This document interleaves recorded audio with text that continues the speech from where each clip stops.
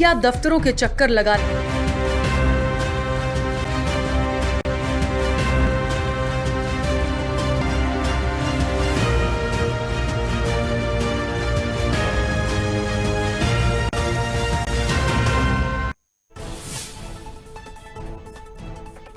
छत्तीसगढ़ में तीसरी लहर में पहली बार एक दिन में 15 मरीजों की मौत। संक्रमण से मरने वालों के रैंडम सैंपल की होगी ओमिक्रॉन जांच। रिकवर हुए लोगों को लगेगा बूस्टर डोज।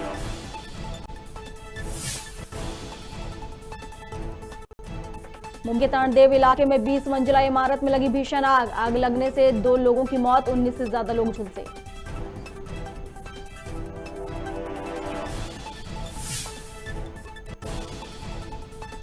उत्तर मध्य रेलवे आगरा मंडल के मथुरा पलवल रेल मार्ग पर पटरी से उतरी मालगाड़ी। शताब्दी रद्द, 10 से ज्यादा ट्रेनों के बदले रूट।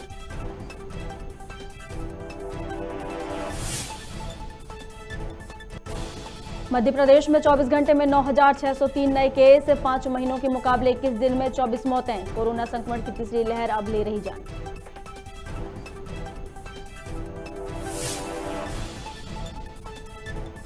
और मध्य प्रदेश में बारिश और बिजली का अलर्ट जारी। भोपाल ग्वालियर समेत 17 जिलों में शाम तक पानी गिरने के आसार। हवाएं बढ़ाएंगी ठंडक।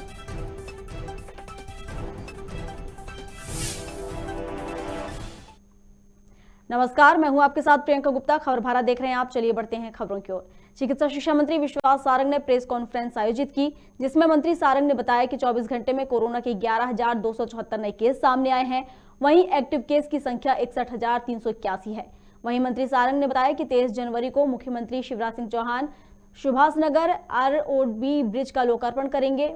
वहीं कहा कि ब्रिज हमारा ड्रीम प्रोजेक्ट था। इसके बाद पूर्व नेता प्रतिपक्ष अजय सिंह पर तंज कसते हुए मंत्री सारंग ने कहा कि अजय सिंह क्या घर वापसी अभियान चलाएंगे, वह खुद घर पर नहीं है। कमलनाथ उन्हें मिलने का समय नहीं देते। पिछले 24 घंटे में मध्य प्रदेश में लगभग 11,274 पॉजिटिव केस आए हैं कोरोना के। अब टोटल मिलाकर मध्य प्रदेश में 61,388 हमारे एक्टिव केस हैं। देखिए, हमारी तैयारी हर तरह की है। पीडियाट्रिक डिपार्टमेंट को हमने पूरी तरह से स्ट्रेंथन किया हुआ है। पीडियाट्रिक ICU भी हमने समुचित संख्या में तैयार किए हैं। पर जैसा मैंने पहले कहा कि ये एक सुखद बात है और ये संतोष की बात है कि हॉस्पिटलाइजेशन कम है, लोगों को हॉस्पिटल में जाने की जरूरत नहीं पड़ रही। अब देखिए, सही मायने में अजय सिंह जी हैं कहाँ कांग्रेस में। वो अपनी स्थिति का तो मूल्यांकन कर लें। वो घर वापसी की बात कर रहे हैं, वो घर में हैं क्या? उनकी स्थिति है क्या? कमलनाथ जी उनको मिलने का समय नहीं देते। दिल्ली में उनकी एंट्री नहीं है। 10 जनपद में 50 बार टाइम मांग चुके हैं। तो अजय सिंह जी घर वापसी की बात क्या करेंगे? वो खुद ही घर में नहीं है। किस घर की बात कर रहे हैं? आवास इलाके में दिन दहाड़े हुए गोलीबारी के बाद प्रशासन का सख्त रवैया सामने आया है। बता दें, घटना के कुछ समय बाद ही गोली चलाने वाले आरोपियों के घरों का सरकारी बुलडोजर चलाकर उन्हें ध्वस्त कर दिया गया है। वहीं प्रशासन ने सट्टा कारोबार से जुड़ी घटना के फरियादी के द्वारा किए गए अतिक्रमण को भी हटाया है।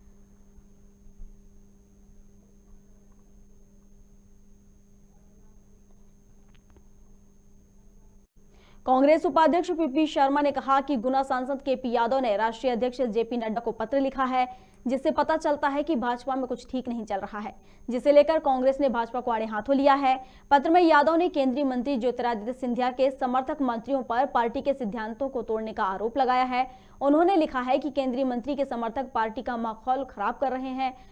सांसद ने लिखा कि प्रोटोकॉल के विपरीत उन्हें स्थानीय कार्यक्रमों में भी नहीं बुलाया जा रहा है। कांग्रेस किसान मोर्चा उपाध्यक्ष ने बताया कि भाजपा का यह आपसी कलह केंद्रीय मंत्री और उनके समर्थकों का असली चेहरा जनता के सामने लाया है। राष्ट्रीय अध्यक्ष JP नड्डा को एक चिट्ठी लिखी, जिसमें सिंधिया समर्थक मंत्रियों की मनमानी और गुना सांसद KP यादव की अनदेखी से पीड़ित होकर ये पत्र लिखा गया, जिसके बाद सियासती हलचलें तेज हो गई हैं। इसी मामले में हम बात करते हैं कांग्रेस नेता से कि वो इस मामले में क्या सोचते हैं और सिंधिया समर्थक नेता और उन्हीं के सांसद के बीच में जो मतभेद है उसको किस तरीके से देखते हैं। देखिए, ये भारतीय जनता पार्टी के गुना से सांसद KP यादव और सिंधिया जी जो अब की BJP में पहुंच गए हैं, ये उनका अंदरूनी मामला है। पर जिस तरह से केपी यादव ने अपनी पीड़ा व्यक्त की है, उससे तो स्पष्ट होता है कि इनके अंदरूनी मामला बहुत ही उस पर है, इनमें आंतरिक बहुत कलेश है। और आंतरिक ये केपी यादव अपनी पीड़ा को जिस तरह से व्यक्त कर रहे हैं, उससे तो ये लगता है कि इनकी पार्टी में कोई भी सामंजस्य नहीं है। आपस में एक दूसरे से अपने अपने वर्चस्व की लड़ाई लड़ रहे हैं, क्योंकि अगर ऐसा नहीं होता तो इस तरह उनका दर्द नहीं छलकता। मध्य प्रदेश में आने वाले गत वर्ष में शराब नीतियों को लेकर शिवराज सरकार ने नई योजना लाई है, जिससे मध्य प्रदेश की जो राजनीति है उसमें सियासी हलचलें तेज हो गई हैं। बीजेपी ने वहीं एक तरफ इसको कहा है कि हम प्रदेश में शराब की जो नीतियां उनको आगे नहीं बढ़ा रहे हैं, व्यापार नहीं बढ़ा रहे हैं, बाकी उन्हीं दुकानों को विस्तारित किया है। कांग्रेस ने भी इसके ऊपर पलटवार करते हुए कहा है कि प्रदेश में शराब की संख्या को और पीने वालों की संख्या को बढ़ाने के लिए उन्होंने घर घर लाइसेंस और बार खोलने की अनुमति दे दी है, और दुकानें और ज्यादा बड़ी नहीं लेकिन जो दुकानें हैं उन पर ही शराब ज्यादा मात्रा में मिल रही है। इसके ऊपर कांग्रेस लगातार हमलावर है शिवराज सरकार के ऊपर। इसी बीच हम आज ग्वालियर में हैं और कांग्रेस वरिष्ठ नेता से बात करते हैं कि किस तरह से देखते हैं प्रदेश में इस तरह की शराब नीति। सरकार की इस शराब नीति की नशाबंदी के आरोप में मैं ये उनकी बात को खंडन करता हूं कि मैं दुकानों के विस्तार नहीं कर रहा हूं या दुकानें नई नहीं खोल रहा हूं, लेकिन सरकार ने पुरानी दुकान जो शराब देसी दुकान पर अंग्रेजी की और अंग्रेजी की दुकान पर देसी की, ये व्यवस्था कर दी है। दूसरा उन्होंने क्या किया है कि जो 1 करोड़ रुपए जिसके ट्रांजैक्शन है, जिसका 1 करोड़ इनकम टैक्स का पेई है, वो आदमी अपने घर पर बार खोल सकता है, शराब की दुकान का लाइसेंस ले सकता है और आराम से शराब बेच सकता है।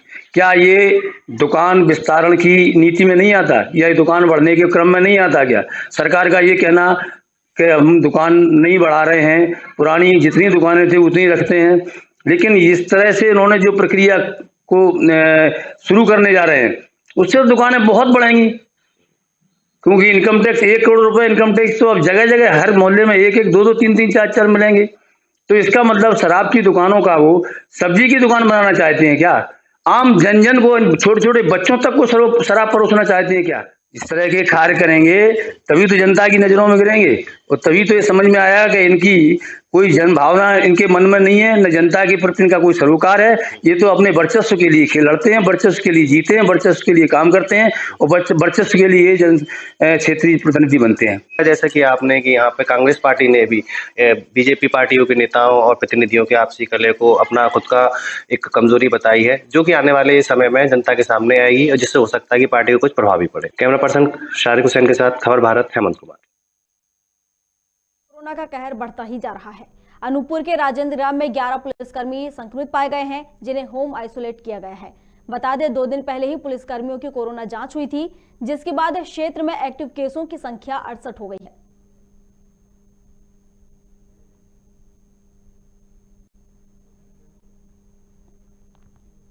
मध्य प्रदेश की भाजपा में इन दिनों गुटबाजी देखने को मिल रही है। गुना के भाजपा सांसद केपी यादव ने भाजपा अध्यक्ष को पत्र लिखकर ज्योतिरादित्य सिंधिया के खिलाफ मोर्चा खोल दिया है। बता दें ये वही सांसद हैं जिन्होंने सिंधिया को 1 लाख वोटों से हराया था।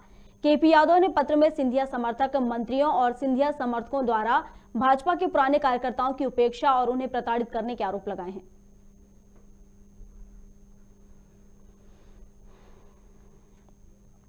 सेपुरा के ग्रामीणों ने पानी टंकी के निर्माण को लेकर कलेक्टर को ज्ञापन सौंपा है और गांव में पानी टंकी का निर्माण कार्य फिर से चालू कराने की मांग की है। ग्रामीणों के अनुसार गांव में पानी की टंकी का निर्माण कार्य शुरू हो चुका था, लेकिन कुछ लोगों ने कार्य बंद करा दिया है, जिसके बाद से रहवासी काफी परेशान हैं और उन्हें समस्याओं का सामना करना पड़ रहा है। उस पर तहसीलदार महोदय द्वारा कुछ लोगों को जांच के द्वारा भेजा गया कि एक गलत जगह पर बन रही है, जबकि गांव वालों का कहना है कि शासकीय ज़मीन है। पटवारी ने वहां जाकर के देखा तो वो शासकीय ज़मीन थी और वहीं पर निर्माण हो रहा है, इसलिए थोड़े विवाद की स्थिति बन रही। तो मैडम को ज्ञापन देने आए कलेक्टर महोदय के नाम। ग्राम पंचायत सेपुरा से मैं सरपंच प्रतिनिधि। क्या समस्या? हम गांव लोगों की मांग है कि टंकी वही जगह बनना चाहिए, वो शासकीय ज़मीन है, इसलिए पूरे गांव के लोग यहाँ पर जुड़ के आए हैं। क्या आश्वासन दिया अभी उन्होंने? मैडम ने कहा है कि वहाँ पुनः फिर से जांच कराई जा करके और निर्माण किया जाना उचित है, ताकि ना कि कोई गलत जगह पर निर्माण हो सके। इसलिए संतुष्ट हो? हाँ, इस चीज़ से हम गांव वाले लोग संतुष्ट हैं कि वो ज़मीन सही है, वहीं बनना चाहिए, वो काम बंद नहीं होना चाहिए। चलिए अगली खबर की ओर बढ़ते हैं। ग्वालियर चंबल अंचल में जहरीली शराब से हुई मौत के बाद पुलिस प्रशासन सख्त हो गया है। कलेक्टर ने अवैध शराब रोकने के लिए एक टीम गठित की। इसके साथ ही टास्क फोर्स का मोबाइल नंबर भी जारी कर दिया है और अवैध शराब बनने पर तत्काल आबकारी विभाग को जानकारी देने की बात कही है। दरअसल कई दिनों पहले भिंड के रौन में जहरीली शराब से 4 लोगों की मौत हो गई थी, जिस पर मुख्यमंत्री शिवराज सिंह चौहान ने कलेक्टर और एसपी को जमकर फटकार भी लगाई थी। नहीं, अभी हमने पुलिस से भी बात की है और अपने एक्साइज डिपार्टमेंट से भी बात की है कि जो कोई भी कहीं पे भी ओपी से अगर गड़बड़ शराब बन रही है, कहीं भी खराब शराब बन रही है, उस पर दबिश देनी, कार्रवाई करनी। लेकिन ये बिना लोगों के सहयोग के संभव नहीं है, तो हमने नंबर जारी करने के आदेश दिए थे कि इसको आप नोट करेंगे, कोई भी उसका नाम उजागर नहीं करेंगे, कोई भी आदमी सूचना दे सकता है और हमारी टीम वहाँ पे जाके कार्रवाई करेगी। हमारी सभी मतलब जो भी कोटवार हैं उनको हमने अभी निर्देश दिए हैं कि वो भी जानकारी दें। कोई सरपंच दे सकते हैं, आम आदमी भी दे सकता है, आप लोग भी दे सकते हैं। आप तो मुझे व्यक्तिगत रूप से फ़ोन करके बता सकते हैं, हमारे सभी पत्रकार गणों से बात होती है ताकि हम जो है वहाँ पे दबिश दे के कार्रवाई कर सकें। ये सभी लोगों के ही सहयोग से सब। शाहजहांपुर प्रशासन ने एबी रोड में स्थित बेकरी पर छापामार कार्रवाई की और बिना लेबल की सामग्री को जब्त कर नष्ट कर दिया।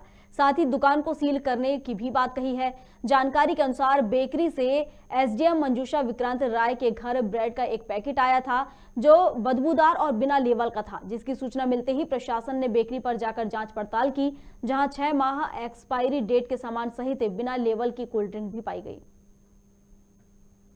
दिख तो रहे हैं कंपनी के, बट वो कंपनी का लेबल नहीं है और वो एक्सपायरी है।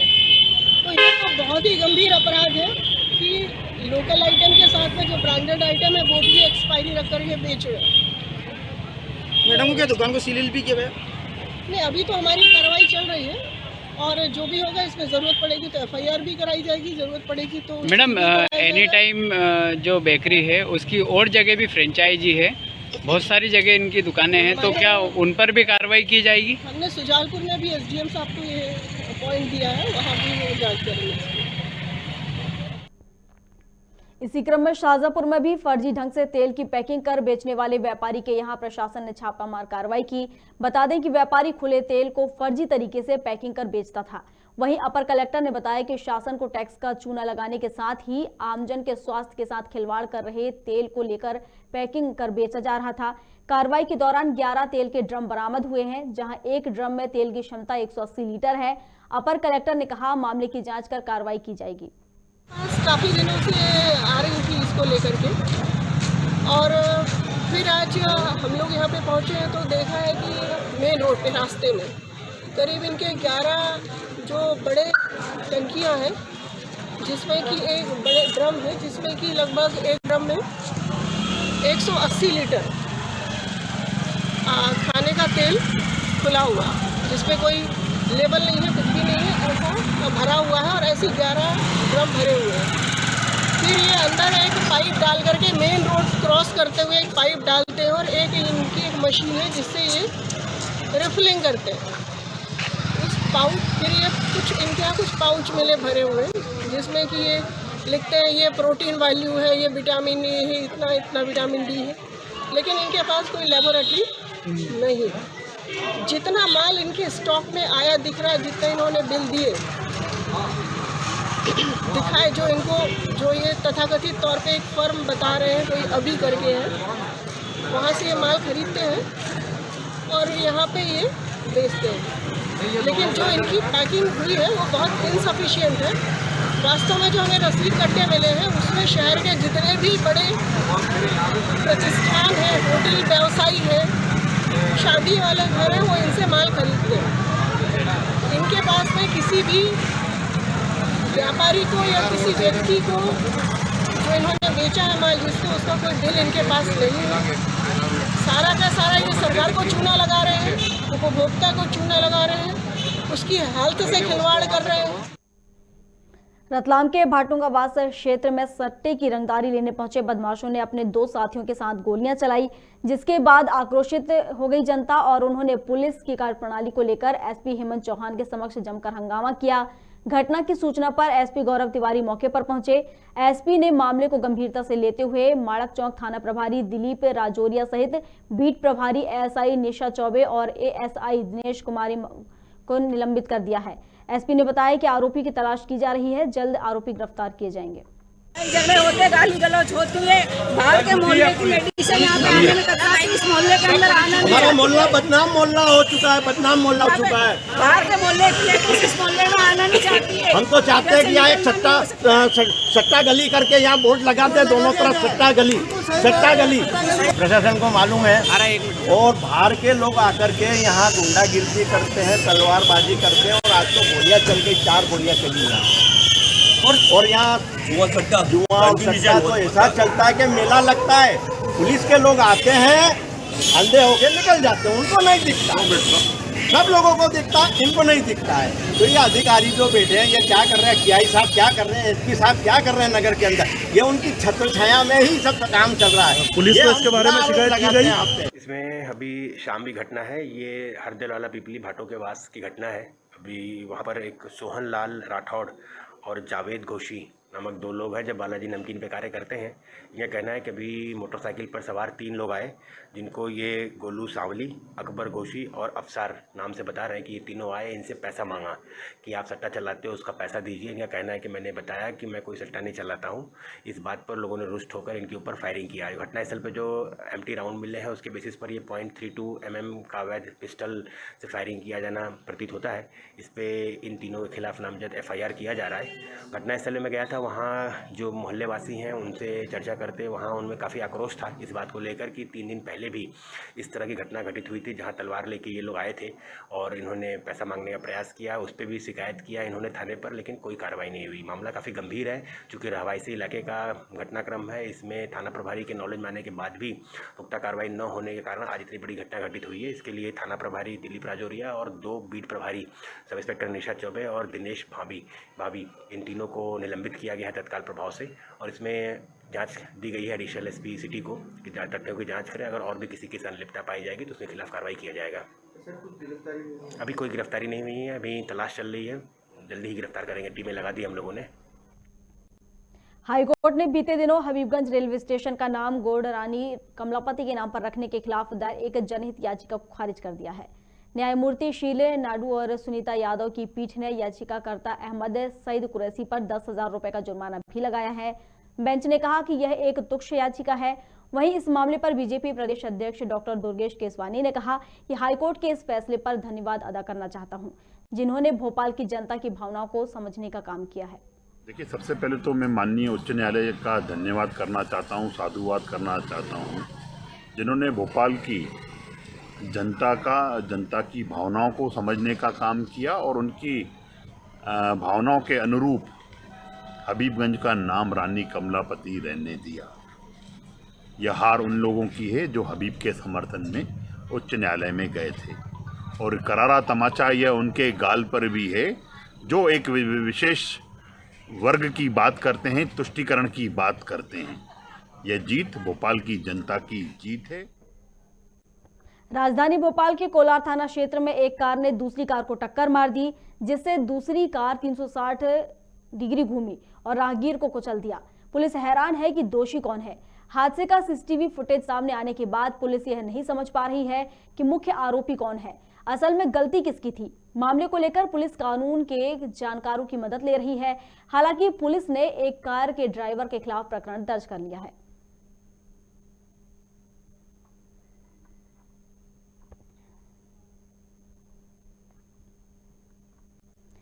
सिंगरौली जिले की प्रागतिन गुड़ी में 24-25 दिसंबर की रात में 20 वर्षीय अंश प्रजापति की धारदार हथियार से निर्मम हत्या कर दी गई थी।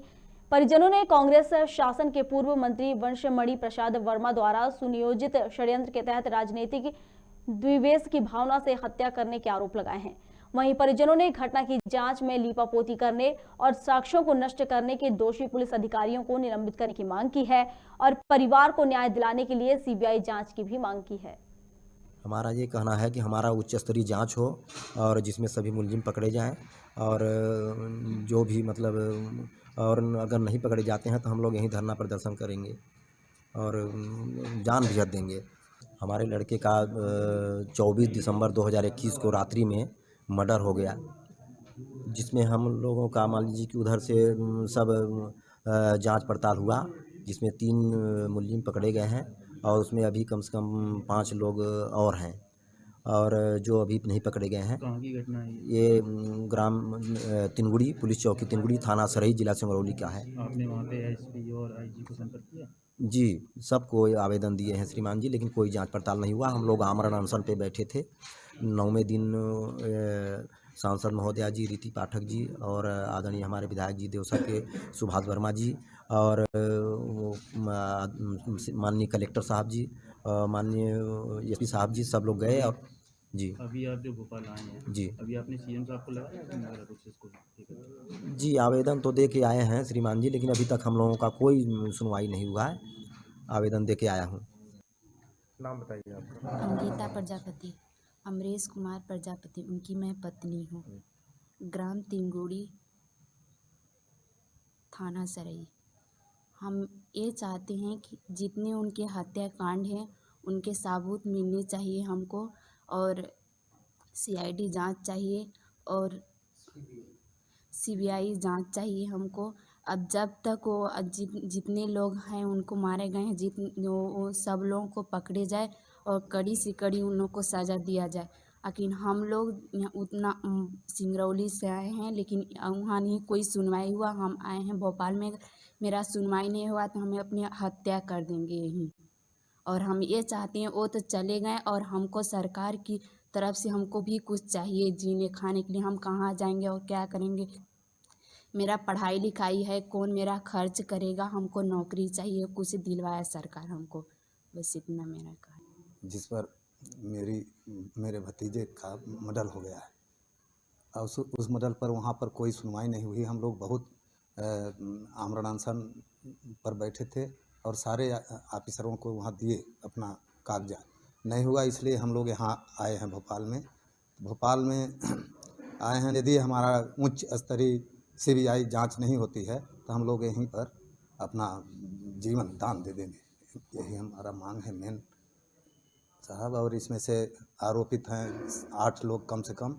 बंसवाड़ी प्रसाद वर्मा का मझले लड़के ब्रजेंद्र प्रसाद वर्मा और उसके सपाटी और हैं गोपाल प्रसाद वर्मा, और अन्य लोग 2-3 लोग पकड़े हैं। अभी 3-4 लोग और हैं उसमें से, जिसका हम नाम सबका नहीं जानते। यही लोग हैं। इनके जब तक नहीं पकड़े जाएंगे तब तक हम लोग मतलब अनशन प्रदर्शन करते ही रहेंगे और अपना जान दे देंगे यहीं पर।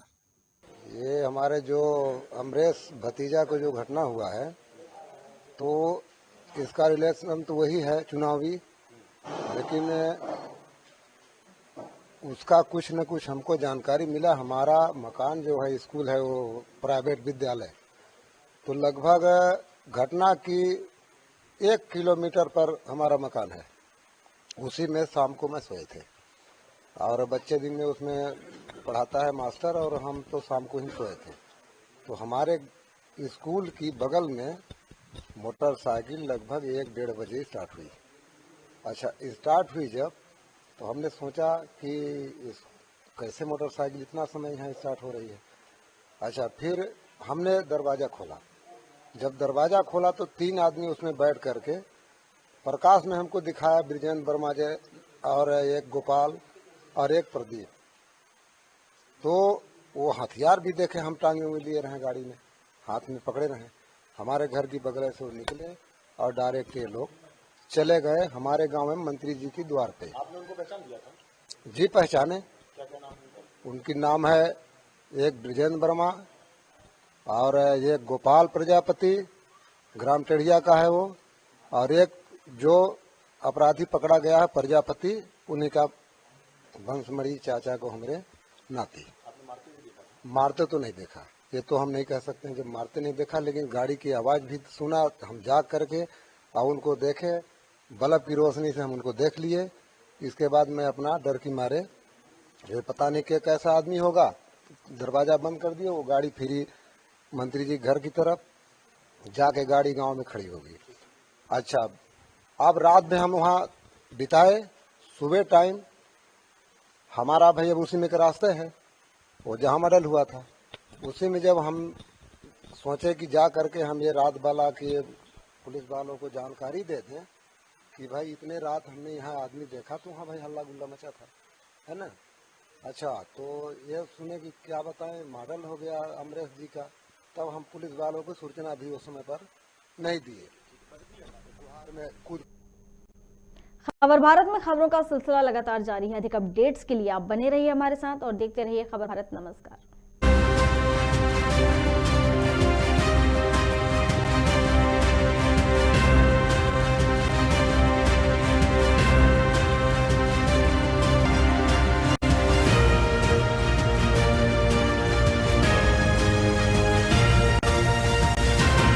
रात 12 बजे सिर्फ खबर भारत पर।